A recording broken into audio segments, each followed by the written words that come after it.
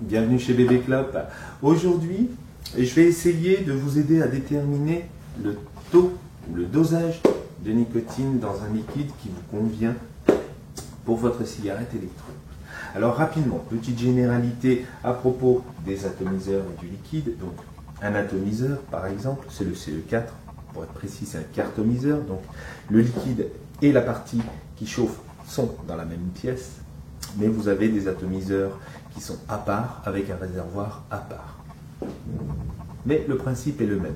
Donc ici, on a deux mèches que vous pouvez voir qui sont dans le réservoir. Et lorsque je vais remplir de liquide ce réservoir, là, donc les mèches deviennent translucides évidemment, elles vont apporter le liquide sous la capsule de silicone qui se trouve en haut. Et lorsque j'enlève le capuchon, la capsule de silicone ainsi que le réservoir, il ne me reste plus que ça. La mèche, son support et évidemment la petite partie chauffante, l'élément chauffant qui se trouve à l'intérieur que je vais vous montrer lorsque j'appuie.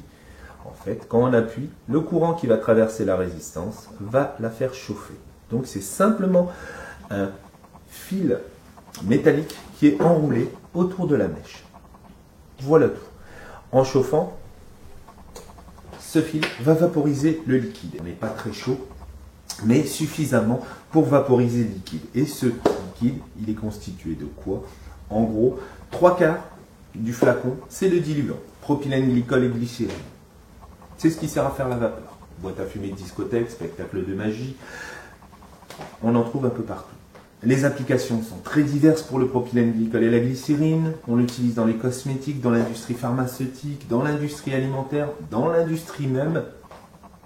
C'est très utilisé. Ensuite, ce qui reste à l'intérieur, ce sont des arômes, généralement des arômes alimentaires. Et enfin, un tout petit peu de nicotine. Cette nicotine, c'est elle qui va reproduire la sensation que l'on a quand on fume une cigarette. Lorsqu'on fume une cigarette, la nicotine qui est contenue dans le tabac va bombarder nos muqueuses, elle va bombarder notre gorge. Et que va faire notre gorge? Elle va se contracter, tout simplement. Cette contraction, généralement, si on ne fume pas, va provoquer la toux. Donc on va tout simplement tousser. Or, pour un fumeur, on a tellement habitué la gorge à être bombardée par la nicotine qu'on va juste avoir une simple contraction qui va apparaître comme un gratouillis, comme un picotement, pour nous qu'on trouve plutôt agréable, les fumeurs. Ce picotement, ce gratouillis, chez les vapoteurs, on l'appelle le hit. Et ce hit va être différent en fonction du tabac qu'on va inhaler, ou plutôt en fonction de la cigarette qu'on va fumer. Par exemple, le hit d'une gauloise brune est très fort. C'est un tabac justement très fort. Le hit d'un cigare est quasiment monstrueux si on avale la fumée.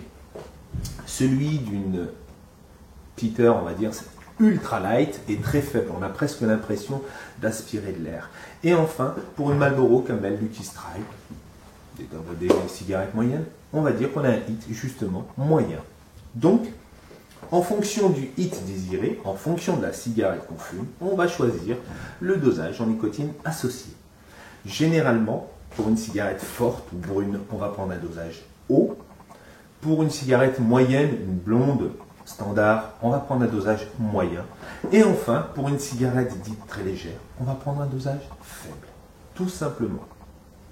Le dosage en nicotine ne dépend absolument pas du nombre de cigarettes que vous allez fumer, ou très rarement, dans certains cas, il peut dépendre. Mais généralement, le taux de nicotine ne dépend pas du nombre de cigarettes fumées.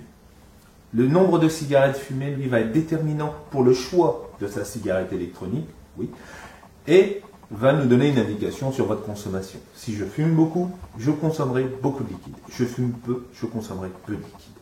Un fumeur de gauloise va prendre un dosage haut, bien évidemment. Un fumeur de cigarettes très légères va prendre un dosage faible. Et un fumeur de cigarettes moyennes du type blonde, Marlboro, Camel, Lucky Strike devra prendre, ou peut prendre, un dosage moyen, tout simplement. Il faut savoir que la nicotine reproduit la sensation. Donc un dosage fort va reproduire la sensation d'une cigarette très forte. Donc imaginez quelqu'un qui fume 2 paquets de cigarettes par jour, mais des ultra light, à qui on conseille de prendre un dosage haut, ça risque de lui faire tout bizarre d'avoir la sensation de fumer une gauloise, évidemment. Donc, choisissez votre dosage de nicotine en fonction du type de cigarette que vous fumez et non pas en fonction du nombre de cigarettes fumées, tout simplement.